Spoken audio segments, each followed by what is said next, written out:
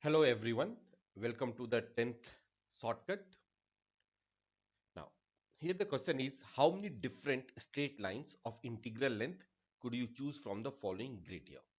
So I can say here there is a length of 1 unit. I'll say 1, 2, 3, 4, 5, 6 and 7.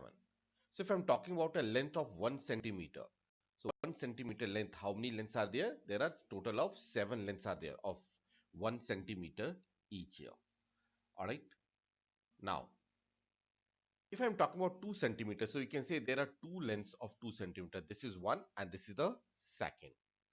Alright. So I can say of length 2 centimeter, how many different straight lines are there? There are two straight lines of length 2 centimeters here. Okay, so the total it will comes out to be 7 plus 2, which is equal to 9.